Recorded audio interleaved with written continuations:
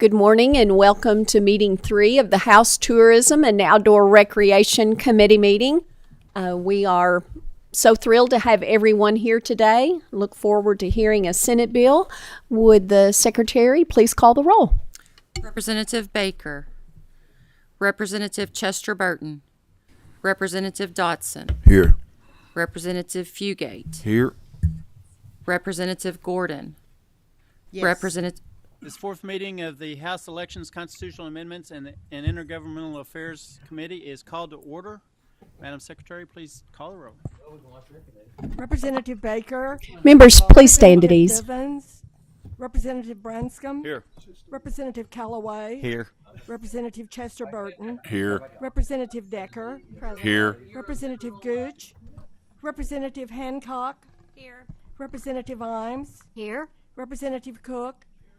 Representative Lewis. Representative Lockett. Present. Representative Marzian. Representative Roberts. Here. Representative Hodgson. Representative Johnson. Present.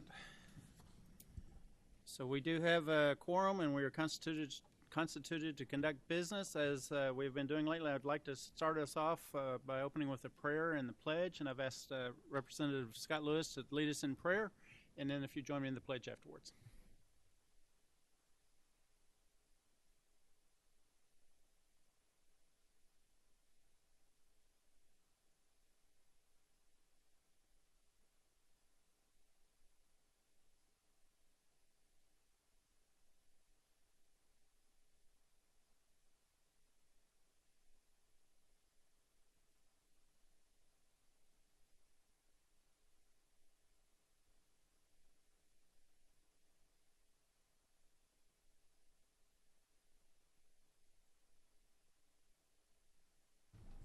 Thank you. Before we get into the agenda, just a couple of the administrative announcements. First, remember that when you're speaking at the desk, or if any of the members are speaking, please make sure that your microphones are on, and also make sure that your phones are silenced or turned off at this point. Do any of our members have any special guests they'd like to recognize this morning? Yes. Representative Roberts. I wanted to recognize Caleb Wiest. He is a sophomore at Covington Catholic High School. Has come down to be a page for the day, so members of the committee, make him feel welcome. Welcome.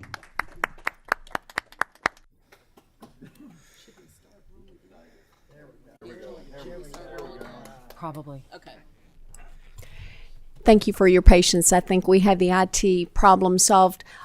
In the abundance of caution, we're going to restart the roll. Please take the roll. Thank you.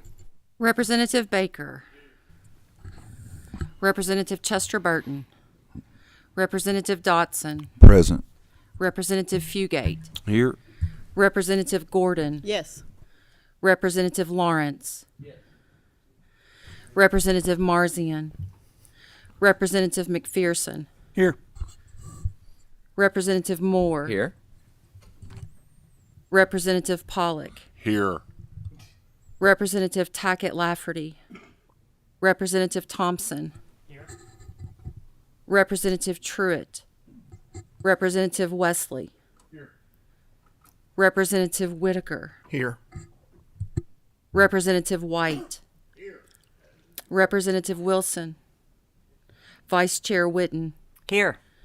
Chair King. Present. We do have a quorum, and we have several members with guests today. Representative Fugate, would you please introduce us to your guest? Yes, thank you, Madam Chair. And the legislature since 2017 has really been a behind the trail authority that we've started in East Kentucky. And today we have Scott Smith. He's the executive director of our trail authority there in the mountains. And I would say that, Hatfield-McCoy Trail System has been a big help to us, but it took them about 20 years to sell their first permit. We got our first funding in 2000, and under the leadership of Scott Smith, we sold our first permit this year in Martin County, and it will join Martin, Johnson, Lawrence, and Floyd County, and then eventually join us to Hatfield McCoy. So I appreciate his work and all the guys that work with him. And so I just want to make him welcome today in the committee. Yes, thank you very much. Thank you for your service on that. And it is fascinating to watch all of the development and your dedication to that project as well, Representative Fugit. I think Representative Gordon has guest. Yes, Madam Chair. I have Lori Tatum with us today. She is our tourism director for the city of Richmond.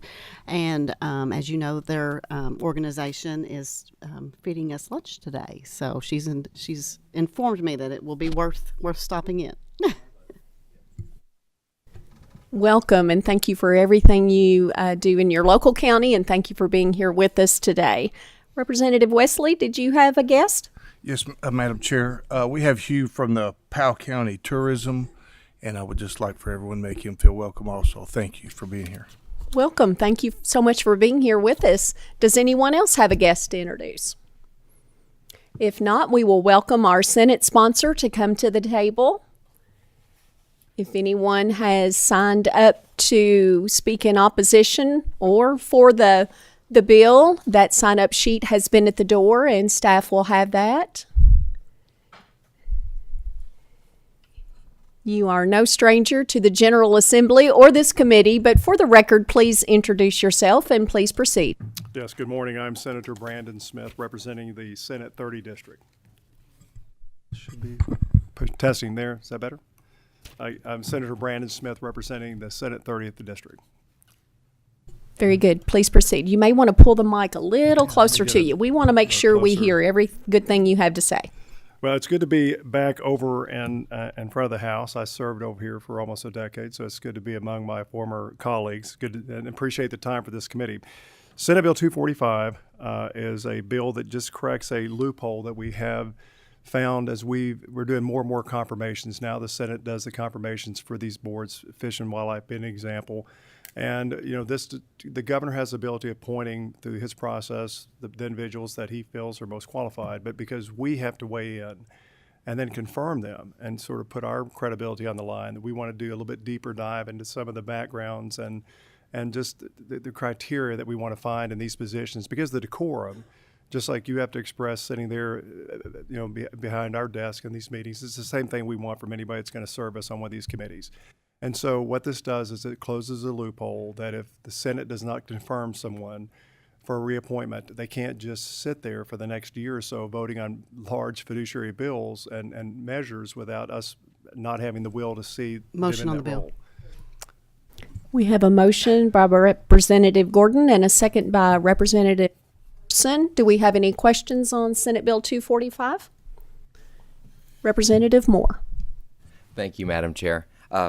Senator, I'm glad that you can help explain this to me since it's dealing with your all's body especially. So looking over this, it sounds like if someone's term expires on December 31st of a calendar year, without this change, they could carry over until December 31st of the following year. That's correct, right? Right. Yes. So now if they're up for that reappointment, that they would no longer serve until December 31st of the following year. That term would end at sine die of that year. Is that correct? Yes. And so in the language here, it says confirmation was declined. Does that mean that they literally held a vote and were voted down? Or does that mean potentially that no vote was held and so just no vote on the confirmation happened? Well, it can be either because sometimes the stuff we do is very personal and we know some of the people on there. And so as a courtesy, there are times that we don't take a vote on it as to publicly not embarrass someone. So there could be almost like the pocket veto, if you will, where no action is taken. And that's usually just out of respect for somebody's family. So you have two routes to really do it. You can take the vote straight up or down, but if we know someone's going to have trouble and we not want to put them through that, then we have that option of just basically sitting on it and taking no action. Can I ask one more, Madam Chair? Yes. Thank you. Is there any issue that y'all would have then if that seat would to remain open from sine die through the end of the calendar year before someone else could be appointed to that seat? Or do you have the option or the ability to make an interim appointment throughout the year? We don't. We would not have that ability to do it. I would have to come through the governor's office, and we're not challenging his right to appoint who he wants to, and we want that to stay the way it is. We're just wanting to make sure that we've closed up this loophole that we've seen that's been abused before with an individual that we found is clearly doesn't pass the muster on our side, being in a role like that for that length of time where they could be making very, very big decisions. So that was just the narrow focus of what we wanted to do with this bill. All right. Thank you. Any other members have questions? We have a motion and a second. Madam Secretary, please call the roll. Representative Baker. Representative Chester Burton. Representative Dotson. Yes. Representative Fugate. Yes. Representative Gordon. Yes. Representative Lawrence. Yes. Representative Marzian. Representative McPherson. Yes. Representative Moore. Yes. Representative Pollock. Yes. Representative Tackett Lafferty. Representative Thompson. Yes. Representative Truitt. Representative Wesley. Representative Whitaker. Yes. Representative White. Representative Wilson. Representative Witten. Yes. Chair King. Yes, ma'am. Senate sponsor, your bill passes out of this committee favorably and is now eligible for consideration on the House floor. Thank you for bringing it to us today. Are there any other issues before the committee? If not, we're adjourned.